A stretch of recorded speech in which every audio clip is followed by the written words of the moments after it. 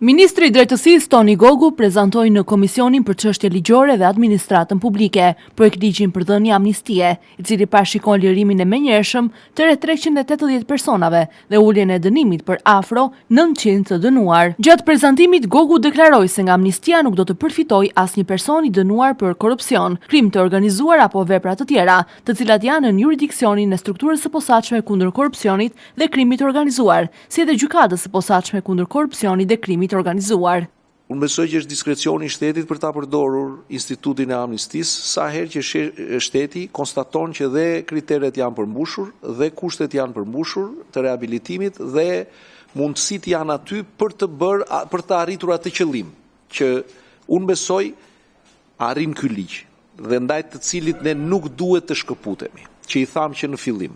Ky ligj njerë dallon qartë krimin që e shqetëson shoqërinë tonë dhe i cili përjashtohet dhe duhet jetë kornizë ajo e palëvizshme nga ato vepra penale të cilat statistikat, institucionet dhe gjithë shoqëria konstaton që ja kanë arritur qëllimit, pra dënimi ja ka arritur qëllimit vetë dhe është e nevojshme për këta qytetarë të rikthehen në gjirin e shoqërisë. Sipas ministrit, projektligji nuk cënon të drejtat e viktimave për dëmshpërblim, pasi amnistia rregullon vetëm marrëdhënien mes shtetit dhe autorit të veprës penale. Projektligji parashikon 3 kategori përfitimesh. Së pari, amnistia nga vuajtja e dënimit për persona që cilët plotësojnë kriteret e përcaktuara. Të gjithë burrat e dënuar me deri në 3 vite burg, ose atyre që kanë mbetur më pak se 3 vite për të vuajtur, do të lirohen menjëherë. Për gratë kuj kufi është deri në 4 vite burg ose më pak se 4 vite të mbetura nga dënimi. Gjithashtu përfitojnë lirimin e menjëhershëm,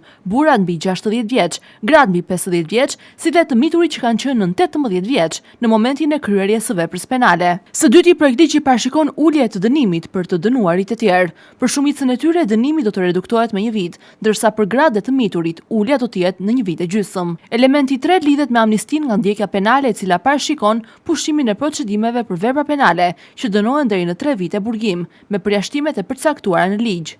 Lista e përjashtimeve përfshin vrasjen në rrethana cilësuese, krime seksuale, trafikimin, terrorizmin, korrupsionin, krimin e organizuar, vepra zgjedhore, pastrimin e parave si dhe çdo çështje e cila trajtohet nga SPAK dhe GKKO.